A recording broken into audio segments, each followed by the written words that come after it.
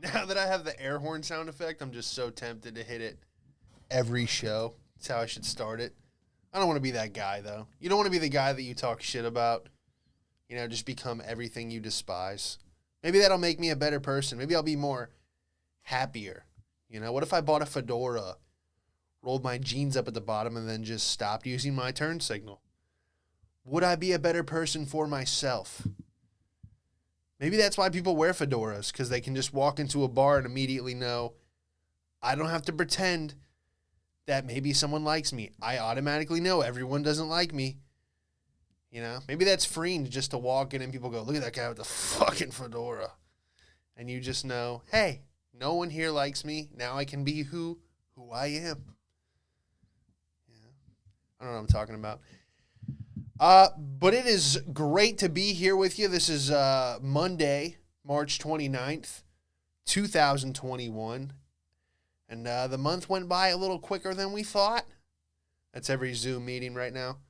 Every corporate office in America right now is just, well, March went by. It's okay. We're going into second quarter. All right. Sanctions with China. We lost our cheap labor force, but it looks like we're going to have to figure out where to make that bottom dollar up. I think we're going to fire Tamara. Okay? Tamara, I don't want to hear it. You've been slacking lately. We got to make up that profit somewhere. Just an exhausting meeting. Praying your Wi-Fi goes out so you don't have to be a part of it. I don't know if I could do it.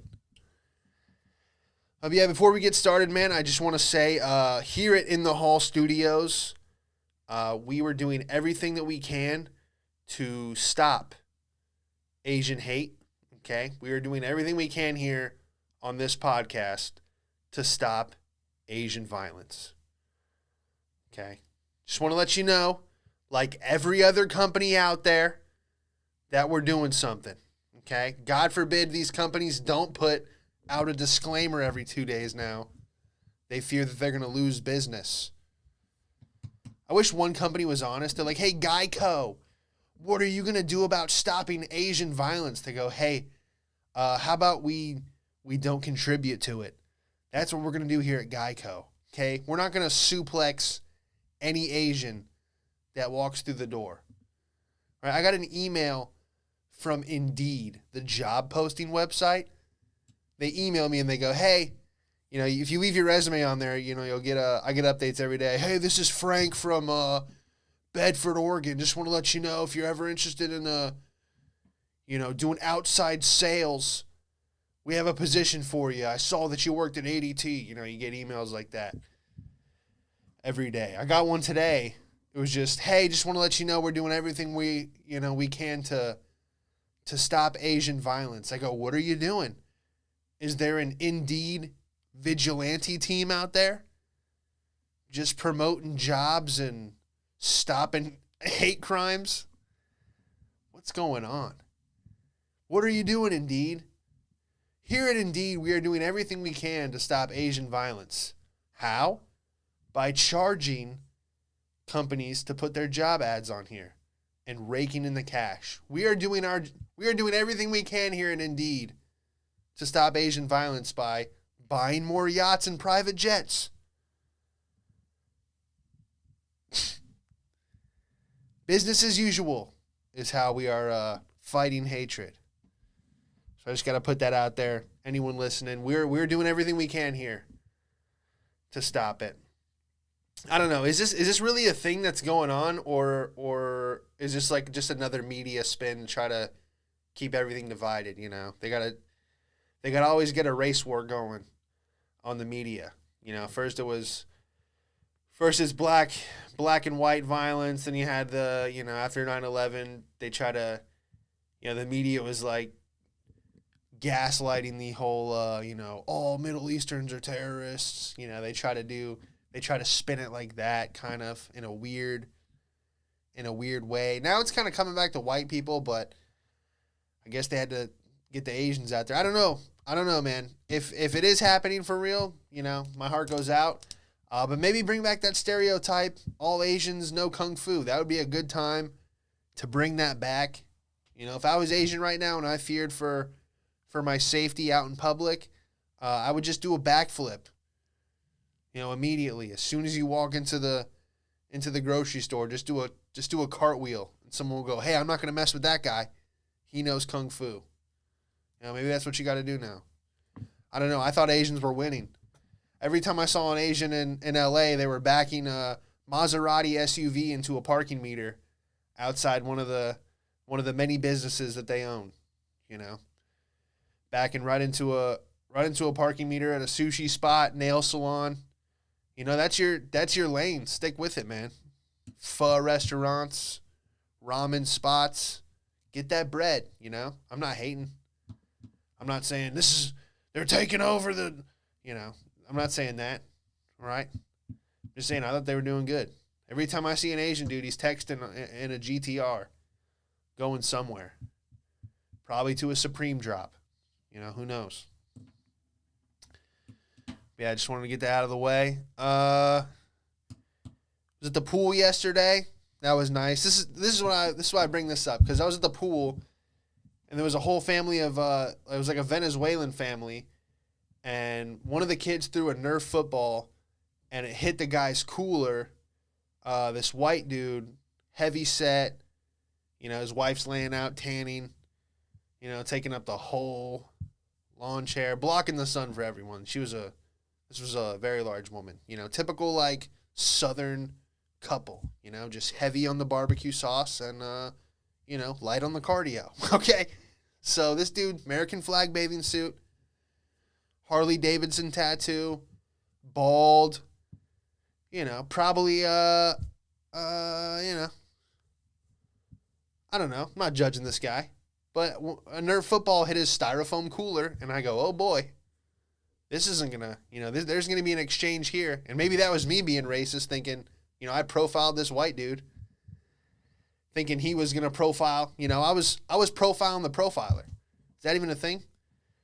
So, by the way, if someone has a styrofoam cooler, all right, they don't care about tomorrow. That's what a styrofoam cooler says. I am here to party now. This is going to last me, this cooler only needs to last me the next hour. All right? This needs to keep these 12 beers that I brought cold for at least another hour until I'm in the back of a cop car. That is what a styrofoam cooler tells me. So when a Venezuelan kid threw a football and it hit this guy's cooler, by the way, they're not very durable. Remember I broke my grandpa's styrofoam cooler as a kid and he got pissed? He was like, you broke my... I'm like, get a fucking real cooler, you trash bag. You have a boat and you cannot get a real cooler? What are you doing? Did you really save that much money to where you can buy a boat now that you have a styrofoam cooler? I don't know. But yeah, then this guy, he throws the football back and he starts speaking in Spanish. This fat white dude with a Harley Davidson tattoo. He starts speaking Spanish and he's like, oh, how long are you guys, where are you guys from? The guy's like, oh, Venezuela. I was listening. I've been watching Narcos. I was picking up on it. I didn't have the subtitles, but I was doing all right. Hold my own. And, yeah, he's like, oh, the guy with the dad was like, we've been here a week. We left that country. We're happy to be in America. This is so great. And, I'm like, dude, there's racism. There might be, cases of it for sure. I'm not going to deny it. I'm sure there is. But yeah, man, it was just cool to see this kind of like camaraderie. It was everyone was at the pool. And then I bumped into a black guy later that day at a gas station. He was like, oh, my bad, bro. He wasn't like, you fucking watch where you're going, you crack-ass cracker.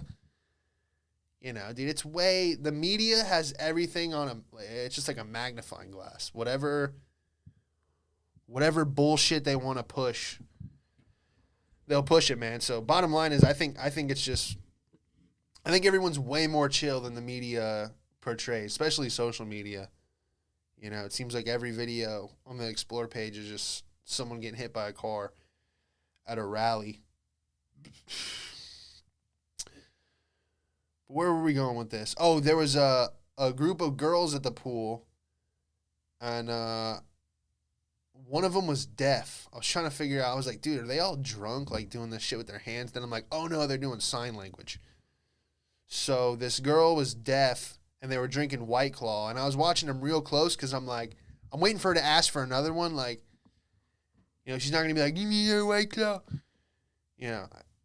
Okay. I had a deaf kid in my class, and he would always ask in high school. He'd be like, "Can I use the bathroom? Can I use the bathroom?" And I'm like, dude, there's got to be another way for this kid to signal he's got to use the bathroom, because, like, there's no way I can focus in here. Like, the rest of the class period, I'm like, did he... Like, it's funny. I'm sorry. It's funny. You can't explain it. Why is it funny for someone that's hearing impaired to try to speak? I don't know. So, yeah, I'm waiting for her to signal for another White Claw. I'm, like, waiting for her to hold up her hand like, I need another White Claw. Yeah, but she didn't. She never did. So, yeah, it's just, it was a fun little pool weekend, hanging out with Nance down there. Oh, yeah, shout out to Comedy Network Live, man. I wanted to do that up top. And shout out to Gary, Fonto, everyone who recommended me. Yeah, Comedy Network Live, they did like a little article about me, a little snippet. So that was cool. Let me promote the show and say a few things on there. So appreciate you guys. And yeah, dude, I just feel like the old country club guy. I feel like the guy that I didn't like as a kid.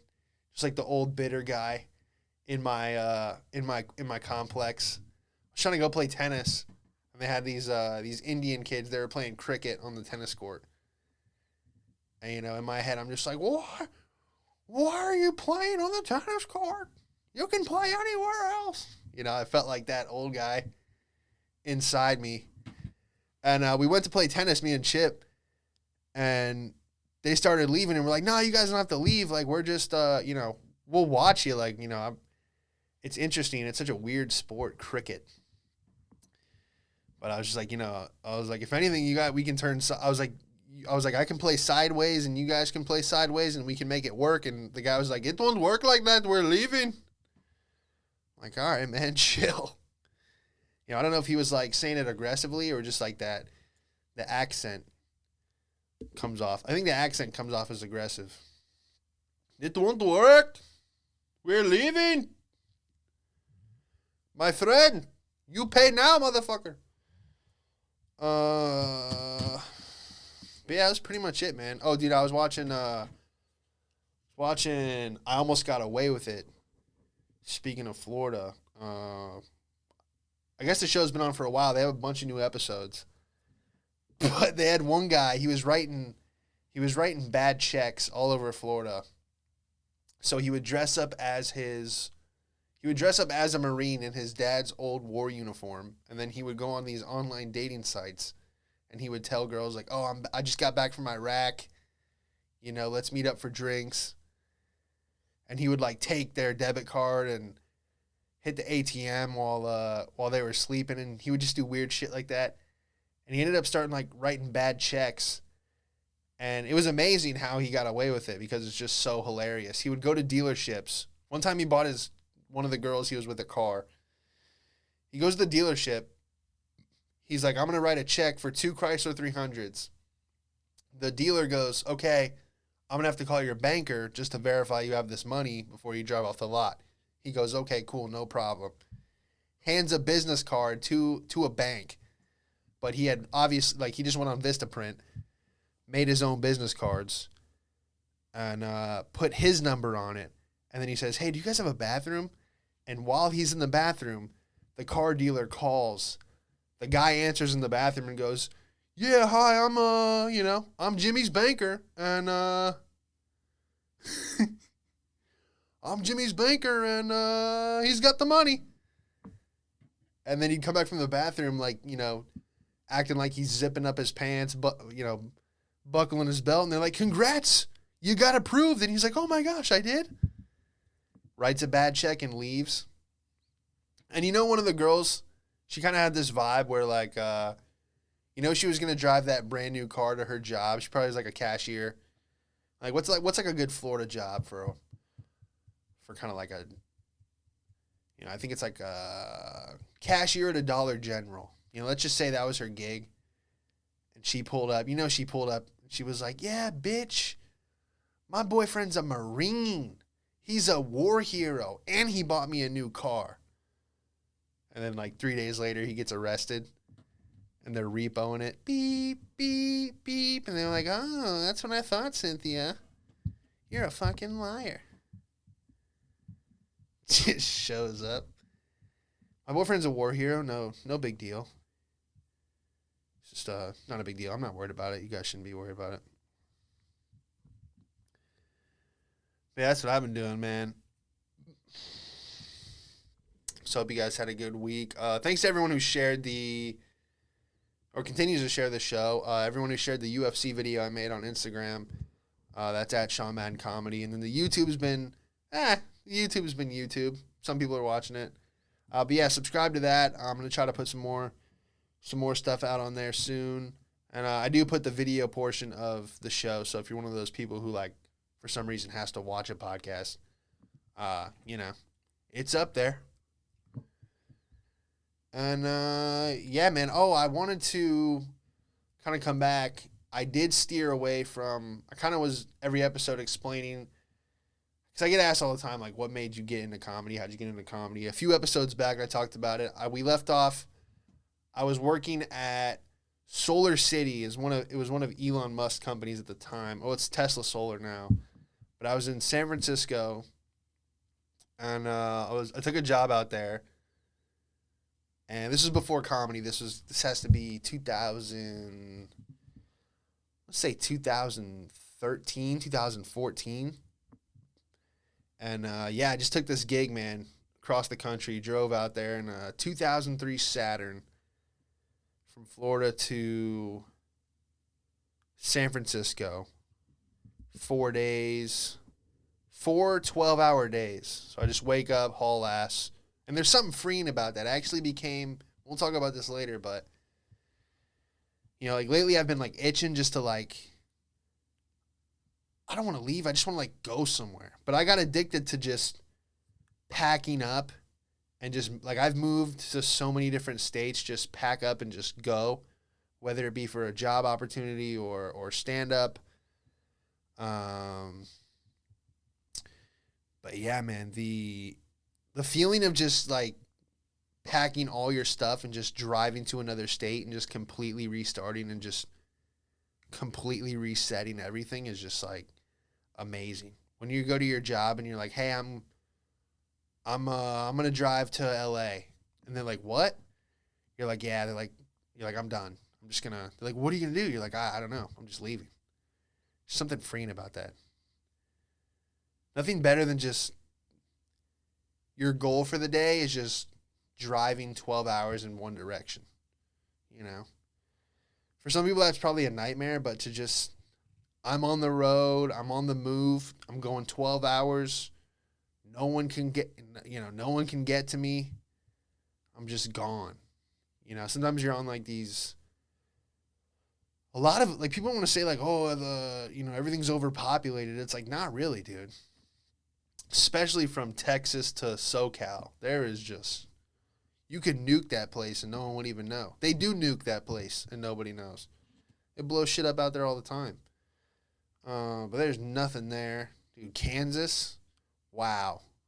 When I have family in Kansas. I don't know why. But, dude, I was driving through Kansas. They had a billboard for a vacuum store. And I still think about this. It was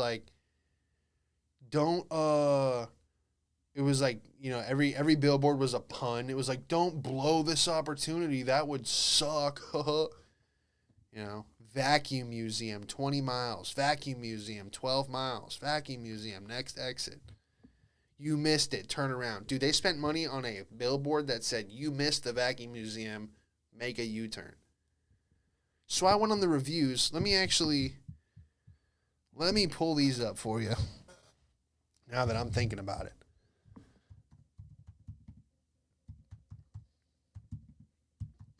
What if it's still open even after COVID? COVID couldn't kill the vacuum museum.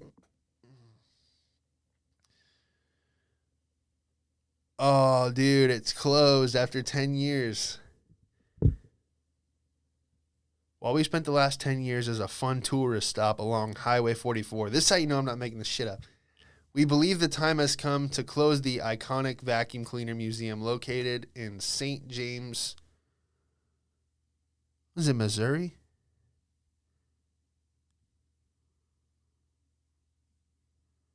Oh, this is a different one. Good. They have multiple. Oh, no. Yeah, Missouri's in Kansas. God, what am I thinking? Well, it's a flyover state anyway. Just kidding, but not really. So, dude, yeah, no wonder you guys closed. The only people going to the vacuum store were freaking employees. But, dude, the reviews were like, my son is really into vacuums, so we had to take him. And I'm like, oh, that's the people going. That's got to be fun for, 3 minutes? This is a 1960s vacuum. This is the 1961. This is the vacuum. The tour guide. This is when they, this is the year Dyson switched from a copper hose to a polyethylene. And he starts foaming at the mouth and passes out. And you're like, what happened? Someone comes out the back. They go, God, that's our 5th overdose this week. Everyone, all our employees kill themselves. Because it's the most boring gig on the planet. But anyway, man. Yeah, so I was in San Francisco. Yeah, I went from New York to... No. Been across the country about 5 times. Driving. And, I don't know. I don't think I ever have to do it again. I feel like I've done it enough. I've seen enough of this country. But yeah, I was in San Francisco. Took this gig. I still was like... I was excited for the opportunity, but it didn't feel like it was what I wanted to do. Sell solar panels door to door in California. But it was a good opportunity at the time. And they were like, okay, you're done with training. We were supposed to go to Hawaii. I think this was like their hiring tactic because they were telling everyone, oh, they're going to Hawaii, the Hawaiian market. We need people in the Hawaiian market. So I was like, all right, let's just go to Hawaii. All else fails, I'll just be a surf bum for the rest of my life out on one of the islands. But they're like, oh, the Hawaiian market's closed. It's too saturated. So you can either go knock doors in Oakland or you can knock doors in Palm Springs. And I go, okay, well, probably don't want to knock in Oakland because, watched a lot of those gangland shows and also the Oakland Raiders, who I'm a big fan of. I know they're fans. They're also insane. So don't want to knock on any Raider fan doors. So I'm like, let's go to Palm Springs. So we drove all the way from Northern California to Southern California, and we walked into the Palm Springs office. It was a mobile home in the desert. And when we walked in, we said, hey, we just got back, are you Kathy or whatever her name was?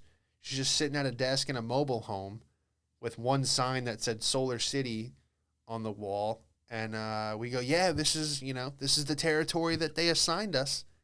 And I'm not going to lie, I still picture her face. She just looked up from her laptop and went, why?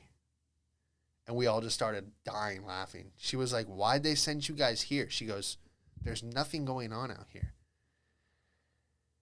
And so we ended up in Temecula, California, which is about 2 hours outside of LA. So I had never been to LA at this time, but I lived about 2 to 3 hours away from it. And everyone would joke like, oh, we should go to LA and do a couple auditions on the weekend, and just fuck around. And we ended up never going, but long story short, man, that it didn't work out. The whole company, one of the managers, I don't know what he was doing, but he was like, hey man, can I borrow $2,000 to pay my rent? I'll get you back. This month was rough. I ended up paying his rent. Dude still owes me like $2,000. The upper management failed. There's a reason why it's not really a company anymore. They're just hiring too many people. But yeah, I ended up at staying at a coworker's house. It was the worst Thanksgiving, Christmas, holiday season. This guy went home for the holidays. I'm staying in his house. I'm in the freaking projects, bro. Like, we were in, where was it? It was Riverside, California. And it was just like rough, dude. And it was so funny. Like, 2 houses down, they always had the garage open, and they were doing like connect bowling and like smoking blunts. And they're like, yo, come through and bowl with us. That's what they were like, always trying to hang out. It was so funny. But yeah, man, someone had talked me in. They were like, oh, you got to get rid of your Florida plate, because if you get pulled over with Florida plates and you're a California resident, you know, this and that. They're like, you need to switch to everyone was saying like, you need to switch to California plates. So I shipped my Florida plate back to Florida, because you're supposed to like turn it in. And then I went to the California DMV. This is how fucking stupid I was. I go to the California DMV, and of course, I had no idea at the time, but they're like, yeah, if you want California plates, it's going to be $400. And I'm like, for a Saturn? For a 2003 Saturn? And they're like, yeah. I go, so I didn't have $400. So now I'm just riding around town without a license plate, because I turned my Florida plate in. And so the job fell through, and I was just, anyway, so I'm at my buddy's house. Sorry, I'm jumping around here. I'm at my buddy's house. Not my buddy, my coworker. He goes home for Thanksgiving. He goes home for Christmas. I was just alone in Riverside, California. And the only thing that like got me through just being like alone in the desert was I literally blew through any comedy special, 5-minute set I could on any website, YouTube, anything. And I got to the point where I'm like, man, I really feel like I could do stand-up.